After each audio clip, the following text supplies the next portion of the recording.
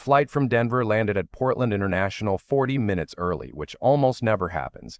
I remember thinking that was a good sign. I texted my wife from the gate, just landed, grabbing my bag and heading home. Love you. She didn't reply, but that wasn't unusual. She worked from home most days and sometimes got absorbed in things. I didn't think twice about it. I'd been in Denver for 4 days consulting on a commercial build. Nothing glamorous, just a drainage issue that turned into a structural headache. The kind of job that eats your week and leaves you wanting your own bed more than anything else. I'm a civil engineer. I've been doing this work for going on 16 years. I travel maybe 4 or 5 times a year, never more than a week at a stretch. My wife knew the schedule. We talked through every trip before I booked the flights. I pulled into our neighborhood around 6 in the evening, late October, so it was already getting dark. The maple in the front yard had gone fully orange, and there was a light on in the kitchen. Everything looked the way it always did, except the garage code didn't work. I punched it in 3 times. Nothing. I figured maybe the battery on the keypad had died. It had done that once before, maybe 2 years ago. So I walked around to the front door and used my key. It didn't fit. I stood there for a second, just staring at the door like I'd somehow gotten confused about which house was mine. I hadn't. I'd lived there for 9 years. I knew every crack in the porch steps. I rang the bell. I heard movement inside. Then my wife's voice through the door, flat and rehearsed, like she'd been waiting. She told me she'd changed the locks.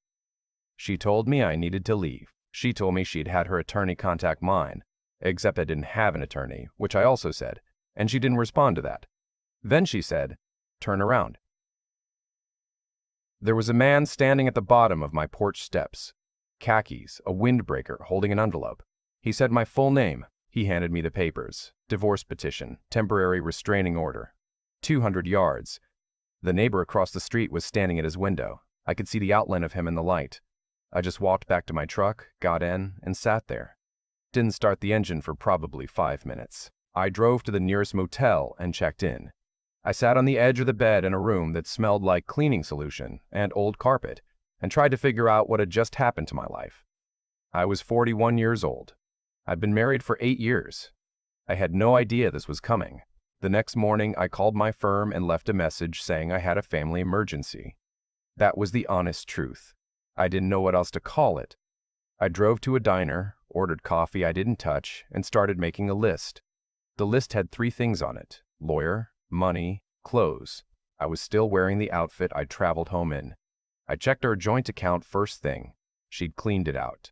14 months of savings, gone. She'd left exactly $1, which I later learned is something people do on purpose, some kind of legal technicality about not fully emptying the account. I didn't know that at the time. At the time, I just felt sick. I found a law firm through a referral from a guy I used to work with. The attorney's name was Aldous Finch, solo practice, 2nd floor of an old building on Morrison Street in downtown Portland. He had framed vintage maps on his wall and a coffee maker that looked like it had been there since the 90s. He listened to my whole story without interrupting, which I appreciated. Then he leaned back in his chair and walked me through the reality. In Oregon, he told me, you can't stop a divorce if one spouse wants it.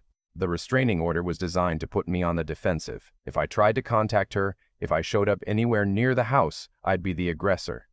She'd already moved my tools out of the garage into the driveway where they sat in the rain until a neighbor called me about it. She'd changed the Wi-Fi password, canceled my streaming subscriptions, removed me from the car insurance. This had taken weeks of planning, maybe months. I asked him why. He said he couldn't tell me why, but he knew someone who could find out. He picked up his phone, made 1 call, and 20 minutes later I was sitting in a different office on the same floor. This one looked like a grad student's apartment. 2 monitors, a whiteboard covered in handwriting, a tower of pizza boxes in the corner that I hoped was ironic. The person behind the desk was a woman around 30, short dark hair, reading glasses pushed up on her forehead.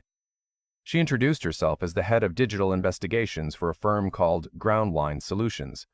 She told me to call her Mara. Mara did not shake my hand. She was already typing. She asked me to tell her everything. I did. When I finished, she asked me one more thing. Had I ever been on social media? I told her I had a LinkedIn account I hadn't logged into in 4 years. She looked at me like I'd told her I still used a fax machine. Okay, she said. That's fine. Actually, that's better. Clean slate.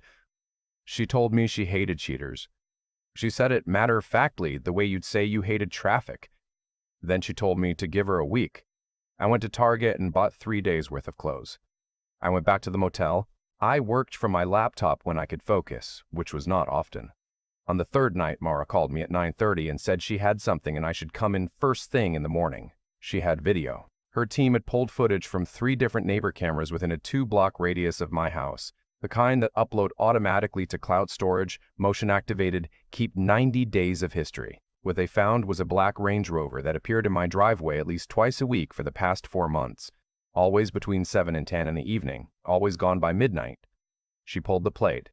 She ran it through her contacts. A name came back on the screen. It was the owner of a regional real estate development company. My wife was his company's lead marketing consultant. She had been since before we met. It was the job she had when I asked her out, the job she still had when we got married, the job she always said was her career, not just a paycheck. I recognized the name immediately. I'd met him twice at her company events. He'd shaken my hand both times. Mara saw my face. She told me to sit down. She told me not to do anything stupid. She said she understood the impulse and that acting on it would be the worst decision I could make right now. You're already the bad guy, she said. Legally, on paper, as of 2 weeks ago, you are the man with a restraining order against him. That's the story that exists right now. Before we change anything, that's what you are. She was right. I knew she was right. That didn't make it easier. Then she told me about the podcast. I had never heard of it. She pulled it up on one of her monitors.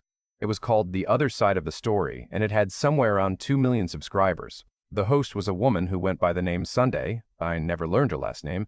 And she did these long-form audio episodes about people getting wronged by systems, by institutions, by relationships, by bad luck. Sometimes it was a man who got fired for something he didn't do. Sometimes it was a woman whose family had cheated her out of an inheritance. Sometimes it was stranger than that. She had a voice like a documentary narrator, and she was extremely good at making you feel like you were sitting in the room while it happened. Mara said she had a relationship with Sunday's production team. She said she wanted to pitch my story. I asked why anyone would care about my story. Because right now, Mara said, you look like the villain, and Sunday's audience loves watching the real villain get found. She told me there was a catch. The first part of the story, the part they'd lead with, would make me look terrible. It would be my humiliation.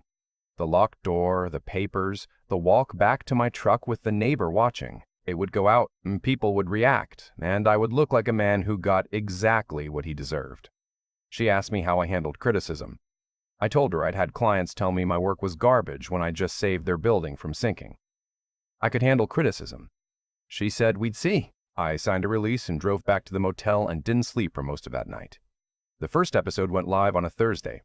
By Friday morning, I had 17 voicemails from numbers I didn't recognize. My firm's receptionist told me 3 different clients had called to ask if I was the guy on that podcast. My project manager pulled me into his office and closed the door and asked me, quietly, and with what I think was genuine awkwardness, whether I was doing okay.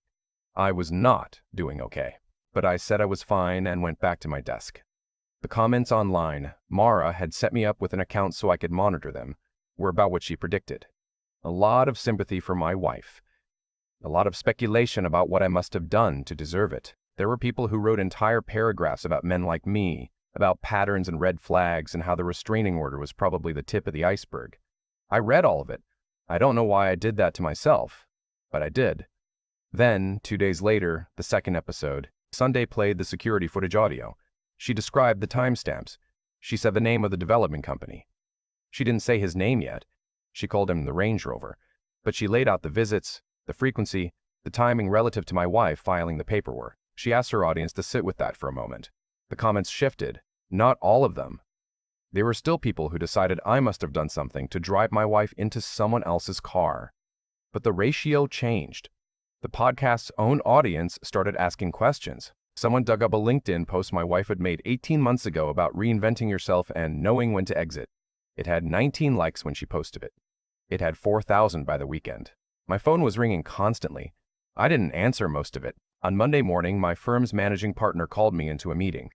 There were 3 people in the room I hadn't expected. HR, the company's general counsel, and someone I'd never met who turned out to be a senior partner I'd only ever seen on the company website. They told me my situation had become a distraction. They told me the firm had a standard of conduct that extended to employees' public profiles. They said they were letting me go. effective immediately with 2 weeks severance. I remember the specific quality of the silence in that room after they finished. The hum of the air handler, the rain on the window, the feeling of not being able to locate myself in my own life. I thanked them. I actually thanked them. I don't know why. And I went to my desk and packed the one personal item I kept there, a small framed photo of my dog who died 3 years ago. And I walked out. The receptionist looked at the floor. 2 of my colleagues watched from across the open floor plan and didn't say anything. I drove straight to Mara's office. She was on the phone when I walked in. She held up one finger, finished the conversation in about 30 seconds, hung up, and looked at me. "They fired you," she said. "Yes." "Good." I stared at her. "Don't sign anything," she said. "Don't cash the severance check. Call Finch right now before you do anything else." I called Finch from her parking lot. He told me to come in that afternoon.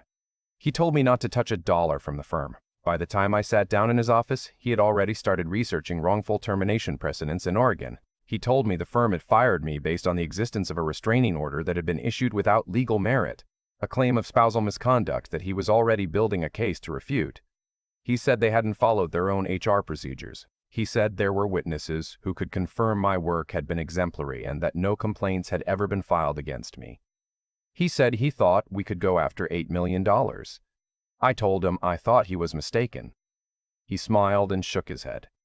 He said he was not mistaken. I went back to Mara's office and told her. She ordered sandwiches, and we ate at her desk while she worked. She was putting together the 3rd episode. She wouldn't tell me everything that was going to be in it. Just that Sunday had gotten something from her own sources that was going to change the shape of the whole story. It aired the following Thursday. Sunday revealed that the development company, the Range Rover's company, had received 2 municipal contracts in the last 3 years, both awarded by the same city procurement officer. And that procurement officer had received, in both election cycles prior, significant campaign contributions from a marketing firm. My wife's marketing firm. Sunday's exact words were something like, "I'm not saying anyone broke any law, but I am saying the timing is worth looking at." The city's inspector general opened a review within 72 hours. The development company's PR team released a statement, then another statement, then nothing because the CEO, the Range Rover, resigned. His name was in all of it now. My wife's firm lost 2 of its 3 anchor clients in the following week. I watched this happen from the chair in Mara's office, eating takeout, monitoring the podcast comment feed on one of her monitors. The ratio was now somewhere around 80% in my favor. People were sharing the episodes with paragraphs of their own analysis attached. There were people I'd never heard of making response videos on YouTube, running through the timeline with their own visual aids. "0 to hero," Mara said, without looking up from her keyboard. "I'm not a hero," I said. "You are to about 90,000 podcast listeners right now." I didn't know what to do with that. Around this time, my wife called me. I let it go to voicemail. She called back 4 more times. On the 5th, I answered. She wanted to meet. She said she'd been thinking about everything and she'd made some terrible mistakes and she just wanted to talk. Her voice had a quality I hadn't heard before, not quite scared, but close to it. She said she missed me. She said the house felt wrong without me in it. I told her I'd think about it. I called Finch. He told me not to meet her alone and definitely not at the house and to tell him before I did anything. I called Mara. She got quiet for a second and then said, "Can you give us 48 hours?" I gave them 48 hours. The 4th episode aired at midnight on a Tuesday. Sunday had found 2 former colleagues of my wife's who had worked with her at a previous firm before I knew her. They told a consistent story. My wife had been involved with a senior partner at that firm. When it ended badly, she'd filed an HR complaint against him. The complaint was settled quietly. She'd received a generous exit package and moved on to her current work. It was, Sunday said, not illegal. People's pasts don't disqualify them from futures. But it established a pattern worth knowing about. My wife's attorney called Finch the next morning and asked if there was any path toward a negotiated settlement on the divorce. There was. We agreed on terms within 3 weeks. I got my half of the equity in the house. I got reimbursed for the cleared joint account. The restraining order was withdrawn. I moved back into the house for 6 weeks while the sale closed, which was awkward in ways I don't have the vocabulary for. But my wife had moved to her sister's by then, and the house was just rooms and furniture, quiet in the way places get when the thing that filled them is gone. The firm's general counsel called Finch 2 months after I was fired. They didn't want to go to court. I didn't either, honestly. The number they eventually agreed on was $6.2 million. After taxes and Finch's fees, I came out with something close to $3 million. I have never in my life had $3 million. I am still not entirely sure what to do with it. I am still not entirely sure what to do with a lot of things. Mara and I had dinner the night after the settlement finalized. She'd picked a place near her office, just a neighborhood Italian spot, nothing fancy. We talked for 3 hours. I found out she'd grown up in Boise and studied forensic accounting before pivoting to digital investigations because, she said, forensic accounting was mostly just very slow math, and she needed to move faster than that. I told her about the engineering project that first made me think I was actually good at my job. A retaining wall in Clackamas County that was failing invisibly that I'd caught before it took out a residential street. She said that sounded like the loneliest kind of heroism. I said I'd never thought of it that way. She said most people don't think of themselves as heroic until after the fact. I said that felt about right. I didn't try to make it into anything that night. Neither did she. But at the end of the evening, she gave me her personal number, not the office line, and said if I ever needed to talk, she was available. I texted her 2 days later, not about anything important, just to say the coffee at the new place near my temporary apartment was actually good, which surprised me. She texted back a string of very specific opinions about coffee that I hadn't asked for and that I read 3 times. I am not going to tell you everything that happened after that because some of it is still happening and some of it is private. What I'll say is that she is the most unsentimental person I've ever met, and also the most consistently kind, and that those 2 things are not as contradictory as they sound. I bought a house in a different part of the city. A smaller house. A house that is entirely mine. I drive past the old neighborhood sometimes on the way to job sites, and the maple is still there in the front yard, and some other family lives in it now, and the porch light is usually on. That's good. That's how it should be. A few months after everything settled, Sunday released a short follow-up segment. She said she'd received hundreds of messages from people who felt their own version of this story had never been heard. She said she'd be doing more of them. She thanked her sources without naming anyone. She thanked her listeners. I listened to it in my truck in the parking lot of a grocery store and sat there for a while after it ended. Not because I was sad, exactly. More because it's strange to have your worst few months of your life become content, to know that strangers listened to it in their cars, formed opinions about your marriage, took sides, moved on. I don't begrudge them that.